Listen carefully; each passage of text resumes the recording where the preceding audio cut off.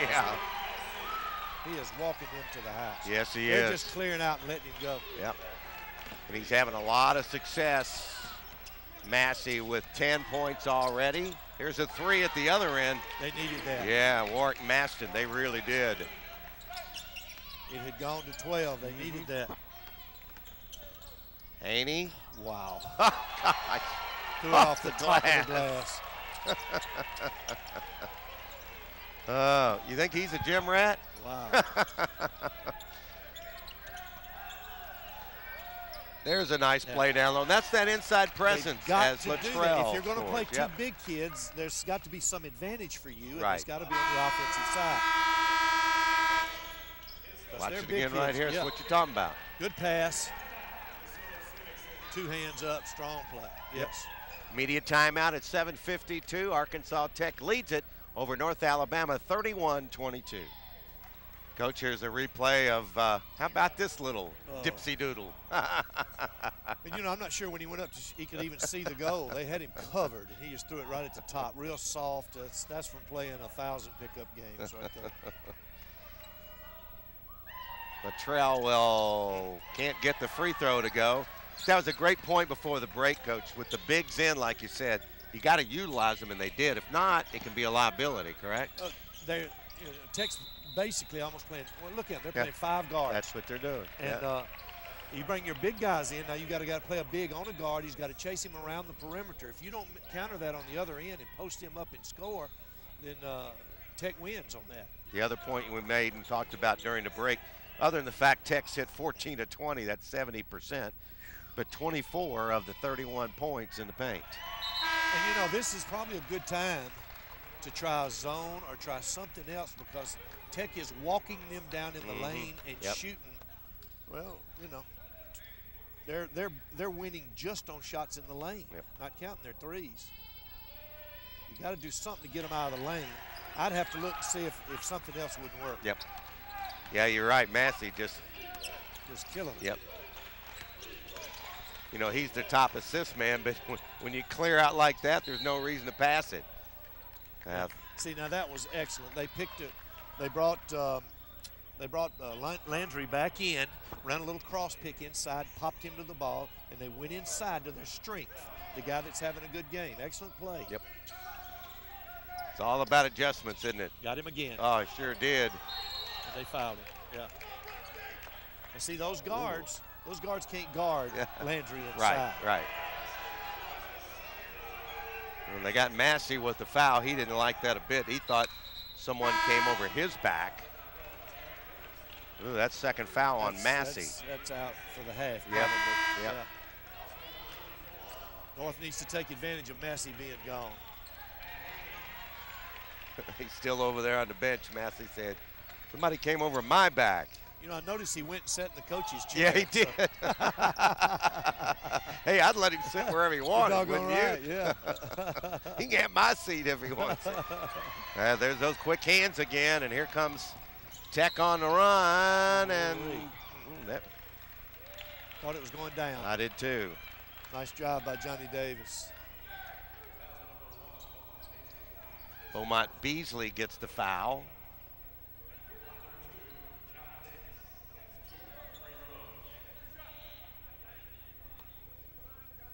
Johnny Davis out of Canton, Ohio, the home of the Professional Football Hall of Fame. Had a chance to go there when my former broadcast mate, Anthony Munoz, was inducted. His son at 16 gave his induction speech, and at that time he was the youngest one to ever do it. How nice. Yep. You talk about a player and a gentle giant man, Anthony Munoz. Probably the best tackle ever to play the game.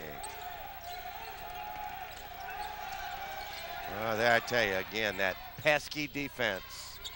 Let's see if Long, he had a pretty good look at it. Great pass. Oh, there you go. Couldn't get the jam down, but Long got it to Landry. How about 3 for $1? Oh, there's a steal, but it's deflected and picked up by Beasley.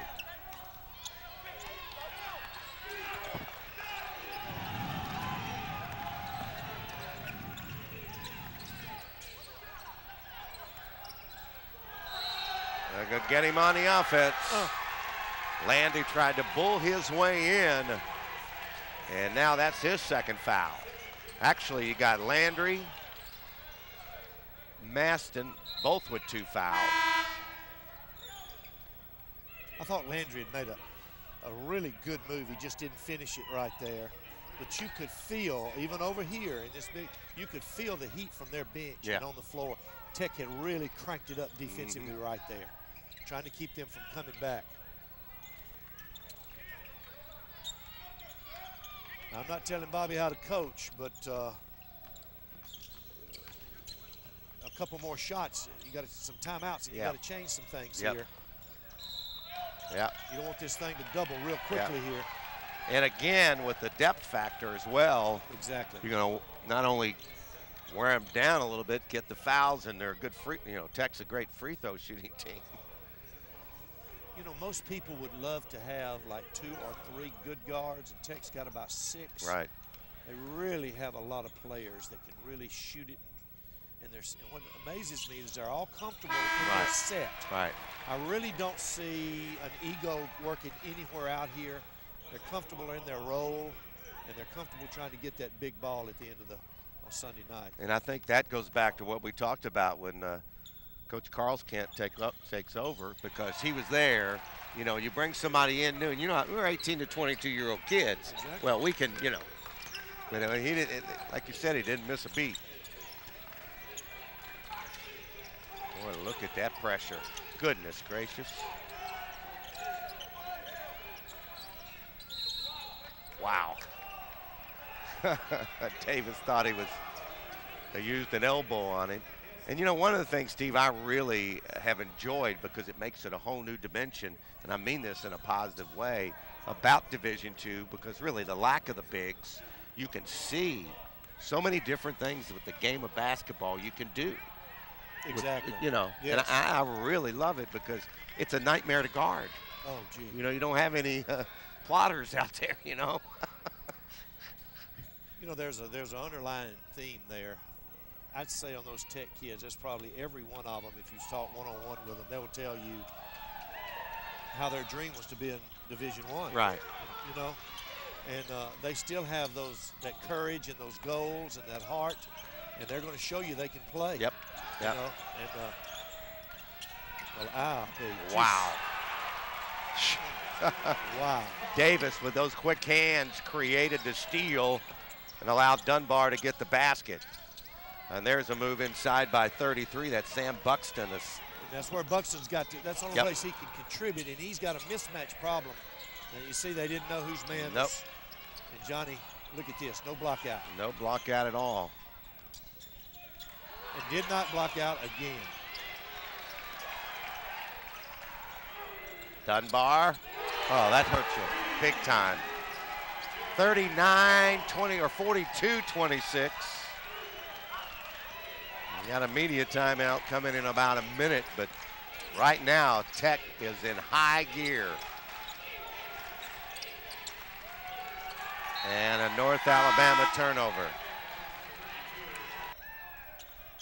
Of Huntsville down there, and how Lenny and I talked about that many times through the years, and now he's on top, and he's catching everybody's A game, and I'm sure Tech catches everybody's A game too.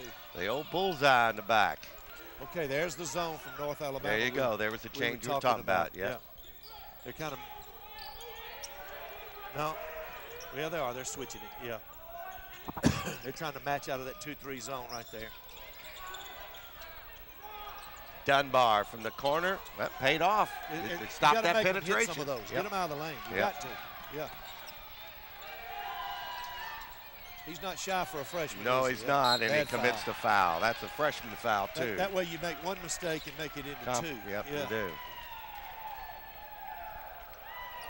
Hey, and they are 8 for 8 from the line. Yeah. So that just compounds your problem.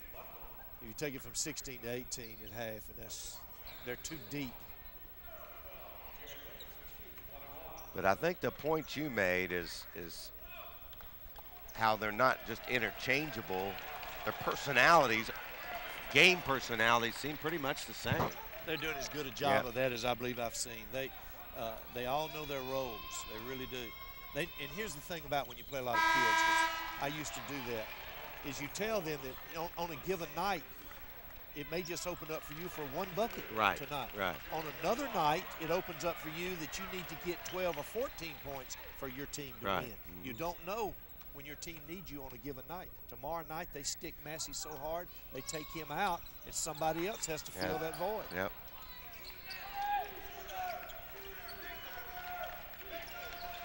(43-26). The Wonder Boys of Arkansas Tech. There's that little follow away nice again. Post move. Latrell. He really does, yeah. He just, they've gone to, look at it. Nice job. Yep. North Alabama was in a zone trap right there, which is good. They got to change it up. And the zone was good there. Timeout with 3:51 remaining in the half. Photo Civic Center in South Haven, Mississippi. We've already seen, well, it changed back to man after the break, but you saw the adjustments already pay off a little bit. Now, if you're Bobby Champagne, what do you think? I think this is good after timeout, just to see if it confuses them a little bit, and it didn't. Nope. Haney went right. You gamble and it's a mistake. Yep. Because they just continually whip them straight off the dribble to the bucket.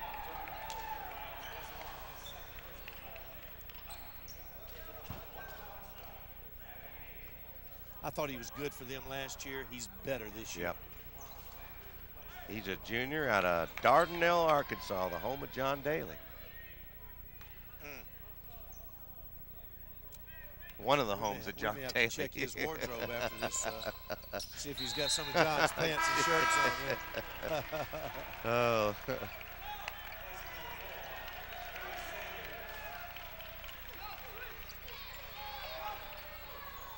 Well, Coach, I guess if you're Bobby Champagne, you got to look at these last 3:30 and think, let's get this thing manageable and get to the locker room. Then, as you said, you got 20 minutes to take care of some business.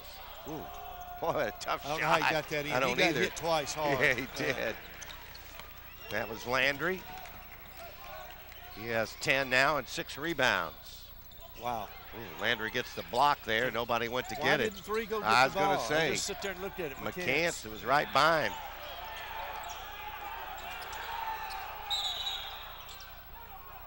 I guess he's trying to get a timeout over there. Nobody heard it. Have they done away with the coach's box? Can you go all over? Can you go all the way out on the floor up to half court? I think Doug was just about there. Wow. Here's a replay of that. Bang, bang. Still made it. Tough shot. But that's going back to who you and I talked about. They got to get back. North Alabama's got to get the ball back to Landry there.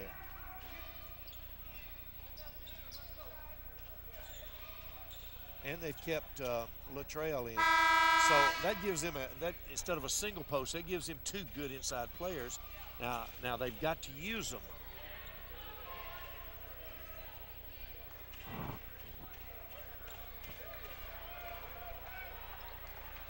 I tell you, you can't give up a possession on not hustling for a loose ball. They've got to go get that loose ball. And a guard, this guy's supposed to go get it too, right? Exactly. Yep.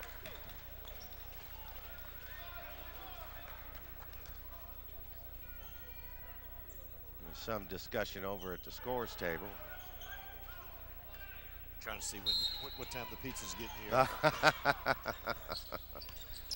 Those stats guys, you always see them in the meal room. They're going to get their pizza. That's right. Yeah. Nice curl. Here's a set play. Back to him. Now they're trying to go inside. At 5 to shoot. I don't think that they know it. Now they let the long 3 go and hit it. I'm not sure at all that Williamson knew it was happening. Do you? Wow. And he said, well, I got to shoot. That was an NBA 3. That hurt, too. And a travel inside. Ooh, I tell you what, Landry better be careful. He is jawing like crazy. You got to sit down and reflect on it a little bit. Yeah. Ponder it, right? Yes, yes. Right now you got to ponder what you're going to do to stop Arkansas Tech.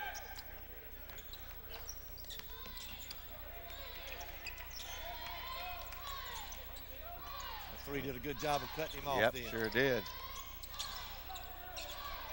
Wow. That one partially blocked. Now Davison with it on the run and a reach in and a foul on Johnny Davis. And again, keep in mind as Dunbar gets ready to come back in, Tech has stretched this lead with Mr. Massey on the bench. Yeah. He went out with it. We were talking about trying to take that 15 down under 10 before half, and now it's out to 19. Yep. That last second three really put a dagger in it. Ricky Davison, first team all GSC, second in scoring in the East Division at 16.5 a game. But he only has 2 points tonight, gets his own rebound. His own guy almost knocked him out of the play. Pull-up jumper, nope. And Williamson at 6 foot goes in to get that rebound.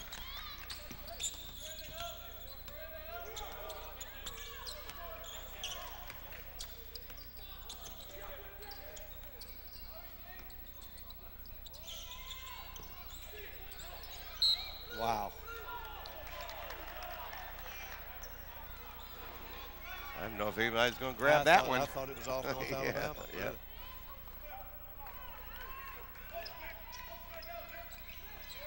A 19-point Tech lead.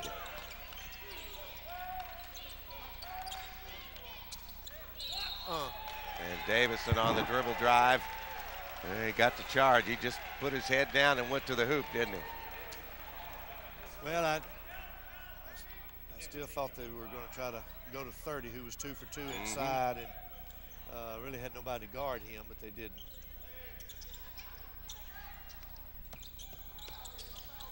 Little trap here. Dunbar uses his 6'5" frame to find a teammate.